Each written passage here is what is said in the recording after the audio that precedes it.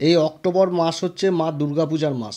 আর October মাসে গ্রহদের স্থিতি এত সুন্দর তৈরি হচ্ছে, তো এই সময়কালে কোনো কিছু একটা বড় কিছু মকর রাশির ক্ষেত্রে ঘটতে যাচ্ছে।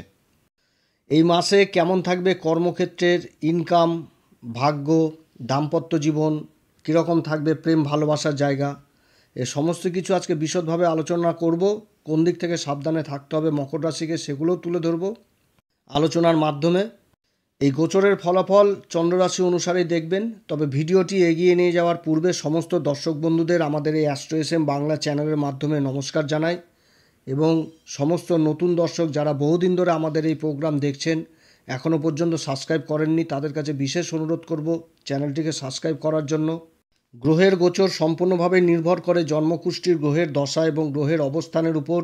আমরা যে ফল প্রকাশ করছি এটা আমাদের একটা প্রচেষ্টা মাত্র, এটা একটা জেনারেল প্রিডিকশন। গ্রহদের গোচরের অবস্থানের ফল প্রকাশ করছি, কারণ সবার কুষ্ঠি তো দেখা সম্ভব না কার কুষ্ঠিতে কী গ্রহের অবস্থান রয়েছে।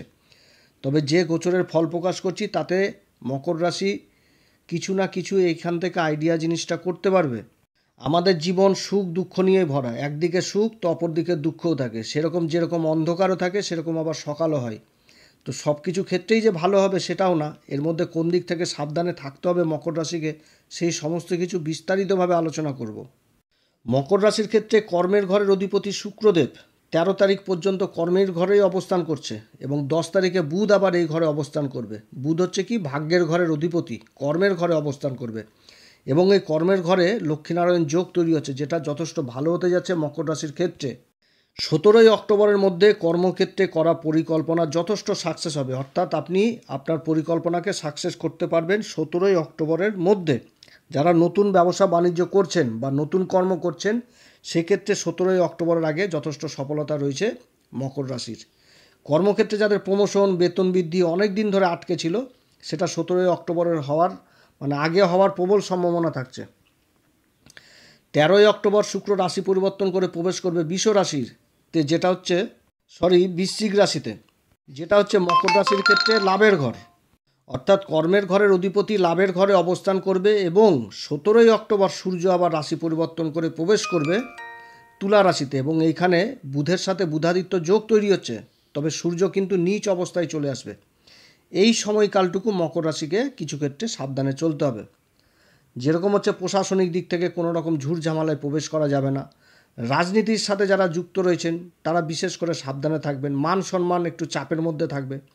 এবং যারা ব্যবসা বাণিজ্য করছেন বড় বড় ব্যবসা বাণিজ্য তাদের ক্ষেত্রেও কিছুটা সমস্যা হতে পারে। এর মেন কারণ হচ্ছে সূর্য কর্মের ঘরে নীচ হচ্ছে, আর সূর্য হচ্ছে কি মকর রাশির ক্ষেত্রে অষ্টম ঘরের অধিপতি। অষ্টম ঘর থেকে আমরা সংঘর্ষ জিনিসটা বুঝাই, এবং কর্মের ঘরে নীচ হচ্ছে অর্থাৎ কর্মক্ষেত্রে সংঘর্ষটা বৃদ্ধি পাবে এবং বাধা উৎপন্ন করবে যেহেতু নীচ অবস্থায় রয়েছে। তবে আবার ভালো জিনিসটা হচ্ছে কি, যে ভাগ্যের অধিপতি বুধ কর্মের ঘরে অবস্থান করছে, তাও আবার মিত্র রাশিতে। অর্থাৎ ভাগ্য কিন্তু যথেষ্ট সঙ্গ পাবে, কিন্তু কিছুটা হলেও সংঘর্ষ বৃদ্ধি পাবে, কিন্তু ভাগ্য সঙ্গ পাবে, কর্ম সাকসেস হবে। যারা সরকারি কর্মচারী তারাও বিশেষ খেয়াল রাখবেন, শর্টকাট ইনকামের পদ্ধতিতে গেলে অবশ্যই কিন্তু অসুবিধাতে পড়তে হবে। এবং এই সময়কালে পিতার সাথে সম্পর্ক খারাপ কোনোভাবেই করা যাবে না। আপনি যেখানেই কর্ম করছেন সেটা বেসরকারি প্রতিষ্ঠান হোক কিংবা সরকারি প্রতিষ্ঠান হোক, আপনার উপর লেভেলের লোকেদের সাথে যথেষ্ট সম্পর্ক ভালো রাখতে হবে, কোনো রকমভাবে খারাপ করা যাবে না এই সময়। যারা ব্যবসা বাণিজ্যের সাথে যুক্ত রয়েছেন তারাও নিজেদের ব্যবসা ক্ষেত্রে কারোর সাথে মতবিরোধ বা কোনো রকমভাবে খারাপ আচরণ করতে যাবেন না। প্রয়োজন অপ্রয়োজনে সম্পর্কটা যেন নষ্ট না হয়, সবসময় ভালো রাখার চেষ্টা করবেন। আবার এই সময়কালে কর্মক্ষেত্রে কোনো একটা মানে অপরচুনিটি পেয়ে গেলেন, যে ভালো জিনিস পাচ্ছি খুব লোভনীয়, তো সেই জায়গাটাতেও কিন্তু নিষেধাজ্ঞা থাকছে, কারণ যেহেতু কর্মের ঘরে সংঘর্ষের অধিপতি আসছে।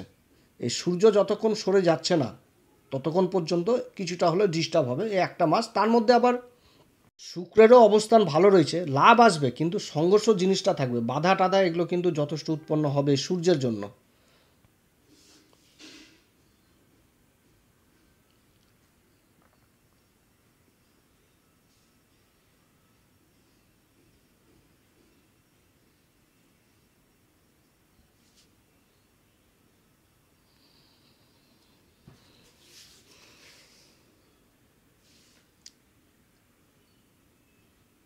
তবে এই সময়কালে আবার কর্মের জন্য যদি কেউ বিদেশ যাত্রা করে তাদের জন্য যথেষ্ট ভালো হবে, কারণ কর্মের ঘরের অধিপতি অবস্থান করছে লাভের ঘরে, আর লাভের ঘরের অধিপতি মঙ্গল ষষ্ঠ ঘরে অবস্থান করছে, যেটা হচ্ছে মিথুন রাশি, এবং সপ্তম দৃষ্টি পড়ছে দ্বাদশ ঘরে। অর্থাৎ এই সময়কালে বিদেশ যাত্রা কর্মের জন্য করলে যথেষ্ট ভালো হবে, এবং যারা ইন্টারন্যাশনাল ব্যবসা করছেন তাদের জন্য যথেষ্ট ভালো, এবং যারা কর্মকে প্রসারিত করার জন্য ঋণের চেষ্টা করছেন বা ব্যাংক লোনের চেষ্টা করছেন তাদের এই সমস্ত কাজ হওয়ার সম্ভাবনা থাকছে। 13 তারিখে শুক্র রাশি পরিবর্তন করছে, লাভের ঘরে অবস্থান করবে। তখন দেবগুরু বৃহস্পতি এবং শুক্রের মধ্যে দৃষ্টি বিনিময় হবে, এবং লাভের ঘরে শুক্রদেবের অবস্থান কর্মের অধিপতি হয় এবং নিজের ঘরকেই দেখবে বিশ্ব রাশিকে, যেটা হচ্ছে মকর রাশির ক্ষেত্রে পঞ্চম ঘর, এবং রাশির অধিপতি শনিদেব আবার দ্বিতীয় ঘর, যেটা ধন সম্পত্তির ঘরে অবস্থান করছে, এবং দেবগুরু বৃহস্পতির রাশির উপরে দৃষ্টি পড়ছে, আবার মঙ্গলেরও উচ্চ দৃষ্টি রাশির উপর পড়ছে। মঙ্গল হচ্ছে কি লাভের ঘরের অধিপতি। অর্থাৎ এই সময়কালে কিছু একটা বড় জিনিস, বড় ঘটনা মকর রাশির কর্মক্ষেত্রে যথেষ্ট ঘটবে, এবং ইনকামের সোর্স যথেষ্ট বৃদ্ধি পাবে, আর্থিক দিক যথেষ্ট মজবুত হবে এই মকর রাশির। এই অক্টোবর মাস মকর রাশির পিতামাতারা যারা সন্তান লাভের চেষ্টা করছেন, যারা ট্রিটমেন্টের মধ্যে রয়েছেন, তাদের সাকসেস হওয়ার প্রবল সম্ভাবনা থাকছে। সন্তানের ঘর এই পঞ্চম ঘর বিশ্ব রাশি, এই ঘরে দেবগুরু বৃহস্পতির অবস্থান, এবং 13 তারিখের পর আবার শুক্র একাদশ ঘরে অবস্থান করবে, এবং শুক্র নিজের ঘর আর বৃহস্পতির উপর দৃষ্টি পড়বে, এবং দেবগুরু বৃহস্পতিরও শুক্রের উপর দৃষ্টি থাকবে, যার জন্য এই সময়কাল খুব গুরুত্বপূর্ণ এবং খুব ভালো সময়। তার সাথে সন্তানের কর্মে যথেষ্ট উন্নতি হবে, এবং পিতা মাতাদের দুশ্চিন্তা যথেষ্ট কমবে এই সময় সন্তানের উপর। তার সাথে পড়াশোনার ক্ষেত্রেও যথেষ্ট উন্নতির যোগ রয়েছে এই অক্টোবর মাস। যারা হায়ার এডুকেশনের জন্য বাইরে যাওয়ার বা উচ্চশিক্ষার জন্য বাইরে যাওয়ার চেষ্টা করছেন, ভালো কলেজে অ্যাডমিশন নেওয়ার চেষ্টা করছেন, তো তাদের জন্য যথেষ্ট ভালো। এবং যারা প্রেম ভালোবাসার জন্যও এই সময়টা যথেষ্ট ভালো। নতুন নতুন বন্ধু বান্ধব জীবনে আসবে, সম্পর্ক যথেষ্ট এগোবে, একটা মানে নিজেদের মধ্যে খুব সুন্দর আন্ডারস্ট্যান্ডিং হবে এই সময়। তবে বৈবাহিক জীবনে কিছুটা হলেও মতবিরোধ হবে। সংসার জীবনে নিজেদের মধ্যে সমতা বজায় রেখেই চলা ভালো হবে। এই সময়কালে নিজের লাইফ পার্টনারের শরীর স্বাস্থ্যের দিকেও যথেষ্ট খেয়াল রাখতে হবে। অক্টোবরের 9 তারিখ দেবগুরু বৃহস্পতি বক্রী অবস্থায় থাকবে, বক্রী অবস্থায় প্রবেশ করবে, অর্থাৎ দেবগুরু বৃহস্পতি চতুর্থ ঘরেরও ফল দিবে, এবং তার সাথে অক্টোবরের 20 তারিখে আবার মঙ্গল ষষ্ঠ ঘর থেকে বেরিয়ে সপ্তম ঘরে প্রবেশ করবে, যেটা হচ্ছে কর্কট রাশি, আর কর্কট রাশিতে মঙ্গল কিন্তু নীচ অবস্থায় আসবে। এই 20 তারিখের পরে কিছুটা জায়গা জমি নিয়েও সমস্যা হলেও হতে পারে মকর রাশির ক্ষেত্রে। এবং এই অক্টোবর মাসের শেষ কয়েকদিন শরীর স্বাস্থ্যের দিকেও যথেষ্ট খেয়াল রাখতে হবে। যারা নেত্রপীড়ায় ভুগছে, রক্তজনিত সমস্যা, কারণ মঙ্গল হচ্ছে রক্তের কারক, এবার সপ্তম ঘর যেটা কর্কট রাশি এখানটাতে নীচ অবস্থায় আসবে, তো রক্তজনিত যারা সমস্যায় ভুগছেন, ব্লাড প্রেশার, তারপরে ব্লাড সুগার, এই সমস্ত জিনিস দিকে যারা ভুগছেন তারা কিন্তু সাবধানে থাকবেন। মকর রাশির ক্ষেত্রে মঙ্গল এবং সূর্য দ্বারা যে নীচ অবস্থা তৈরি হচ্ছে, এটার অতটা ইফেক্ট মকর রাশির উপর পড়বে না, কারণ রাশির অধিপতি বক্রী অবস্থায় নিজের ঘর কুম্ভ রাশিতে অবস্থান করছে, এটা একটা সবথেকে ভালো দিক।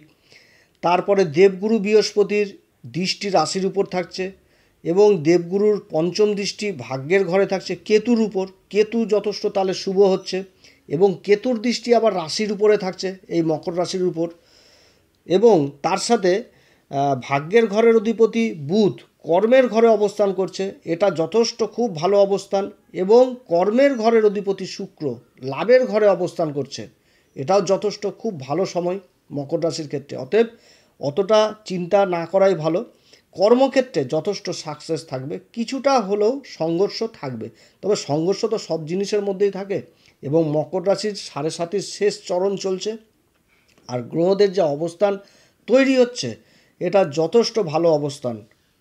কর্মের ঘরে সূর্য নীচ হচ্ছে, এটা ঠিক কিছুটা সমস্যা হবে, কিন্তু সেটাকে মলম দেওয়ার মতন কাজ করবে বুধের অবস্থান এবং শুক্রের অবস্থানটাও যথেষ্ট ভালো হচ্ছে, আর বুধের অবস্থানটাও ভালো।